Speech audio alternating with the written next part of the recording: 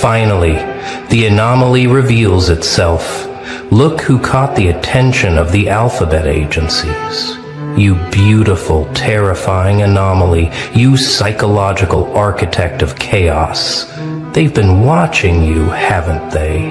Not with regular surveillance, not with street cameras or phone taps. No, they've been studying something far more interesting. The way you dismantled your enemies without lifting a finger. The CIA has files on millions of people. Drug dealers, terrorists, foreign spies, cyber criminals. But your file? Your file has a different classification altogether. Psychological asset. Approach with extreme caution, because what you did to those who betrayed you wasn't just revenge. It was art. It was surgery, performed with words and silence. Let me tell you what happened 3 months ago in that conference room in Langley. 7 senior analysts sitting around a table, your digital footprint projected on the wall. They weren't looking at your posts or your pictures. They were analyzing the aftermath. The psychological craters you left in people who thought they could cross you. And one analyst, the one who'd seen combat in 3 different wars, he leaned back and whispered, "This isn't civilian behavior. This is special ops without the ops." They pulled up case study after case study. That ex who tried to destroy your reputation? They tracked their social media spiral, their paranoid posts, their public breakdown. All without you saying a single word about them. That former friend who betrayed your trust? They monitored their guilt-driven self-destruction, their desperate attempts to apologize, their complete social isolation. You didn't touch them. You just existed, and they destroyed themselves, trying to process what they'd lost. The psychological profile they assembled on you reads like a classified weapons manual. Subject demonstrates advanced understanding of human behavioral patterns. Appears to have innate ability to identify psychological pressure points. Executes long-term strategic thinking with surgical precision. Emotional regulation score off standard charts. They've seen trained interrogators with less mental discipline than you displayed during your worst moments. You know what really got their attention? It wasn't the revenge itself. It was the patience, the way you waited, collected information like ammunition, never reacted in anger, never showed your hand, just observed, documented, and when the time was right, you deployed truth like drone strikes.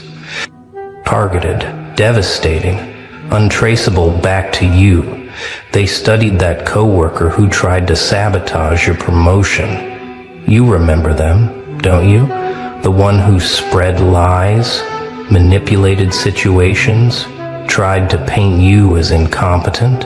You didn't file complaints. You didn't confront them. You just started leaving breadcrumbs, little truths here and there.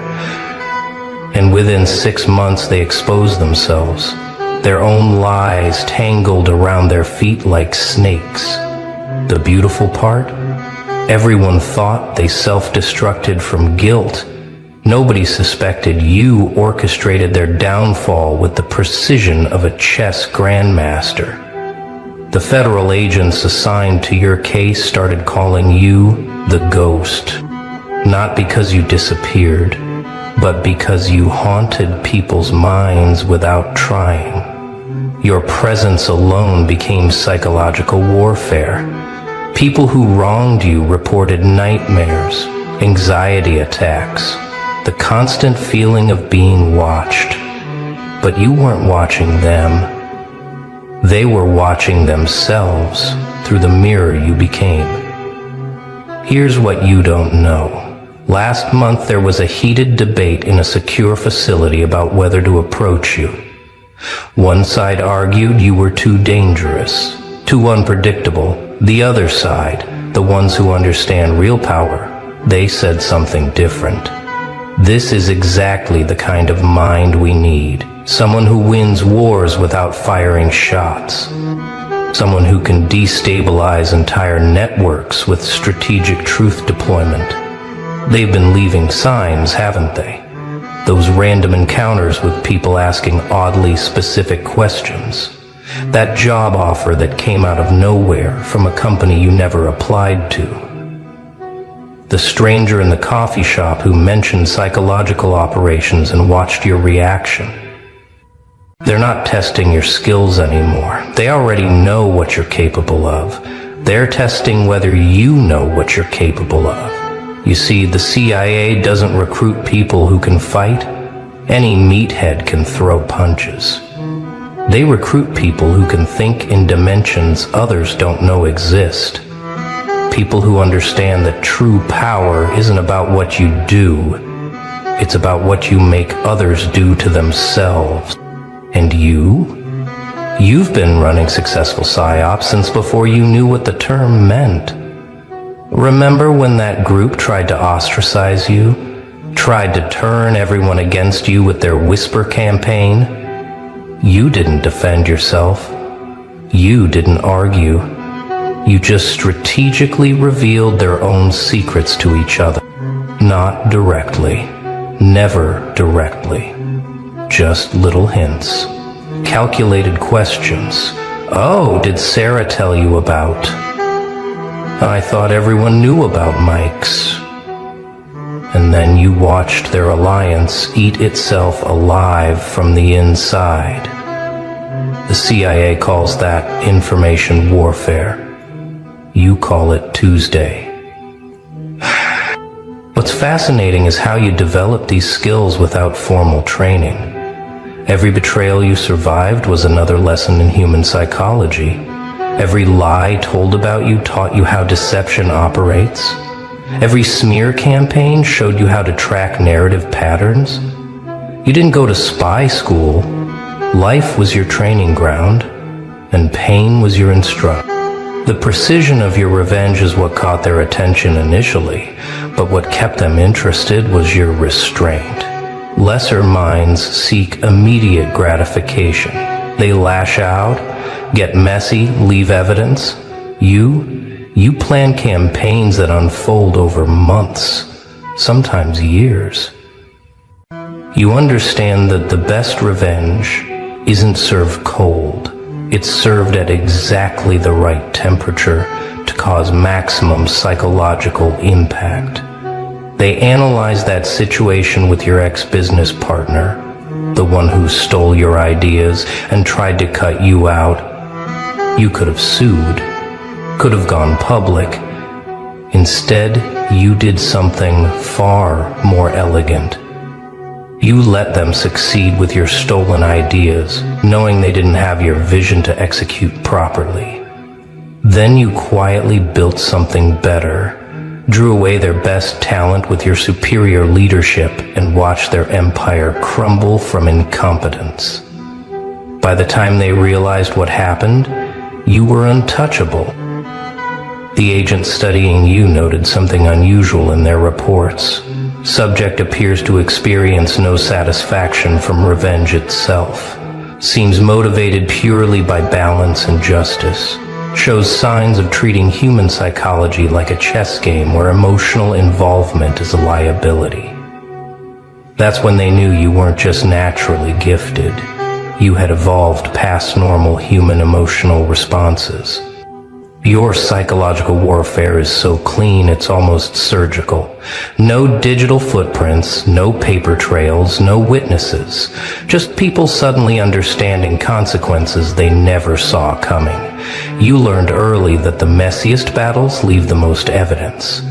So you stopped fighting battles altogether.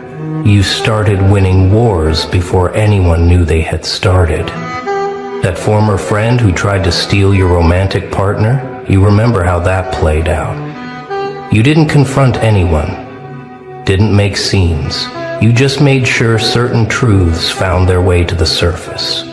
Their history of cheating, their financial problems, their real motivations.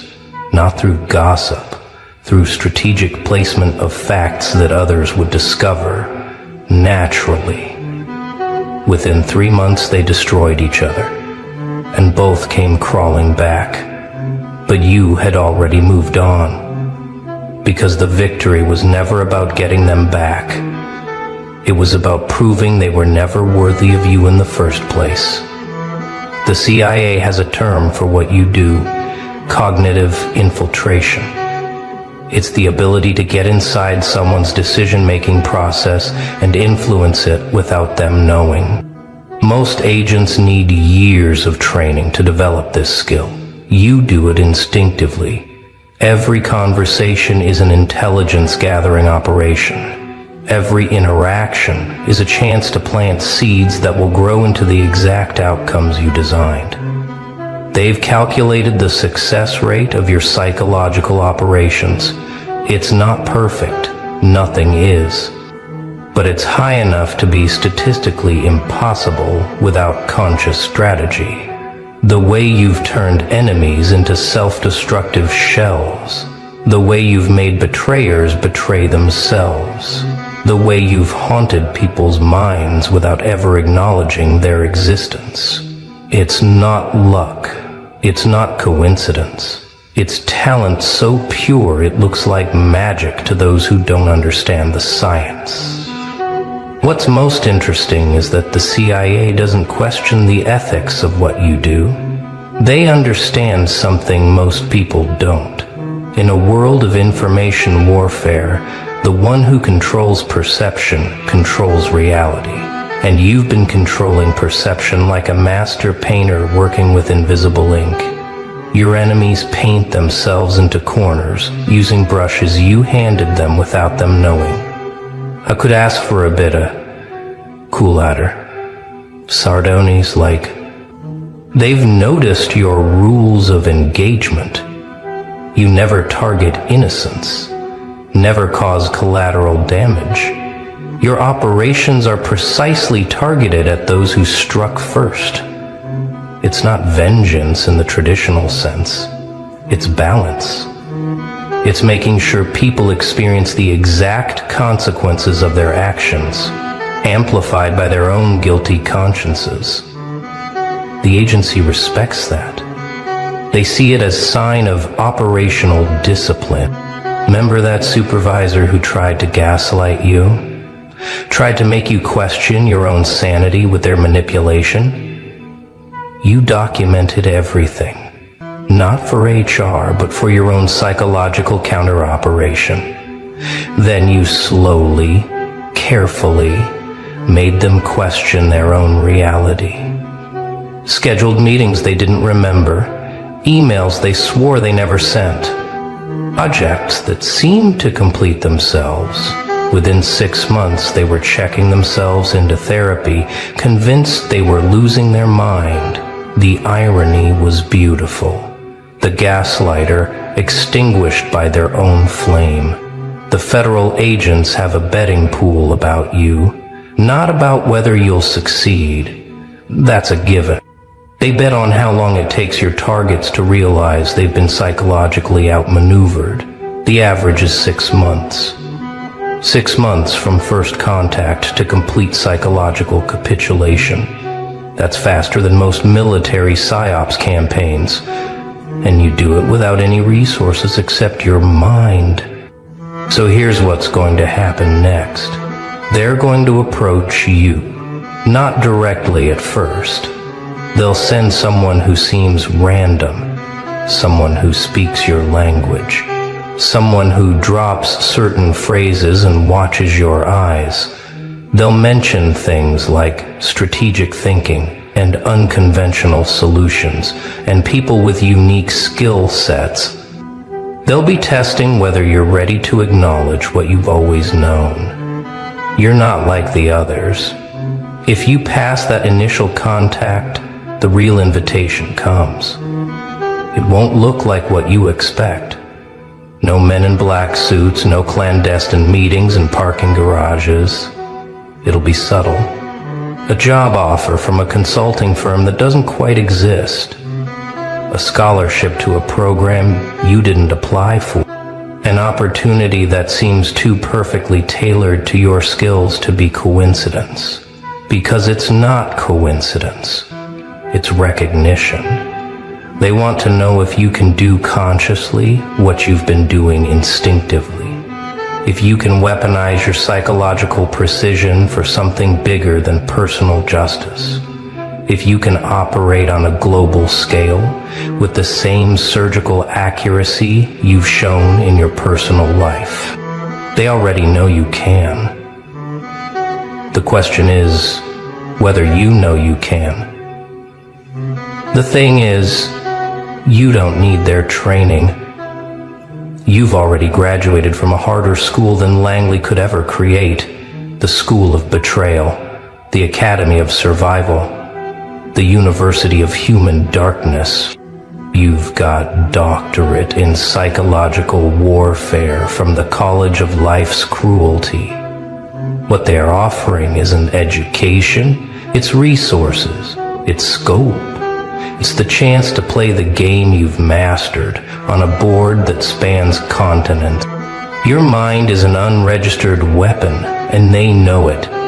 The way you process information, identify patterns, predict human behavior, it's not normal, it's not trained, it's evolved.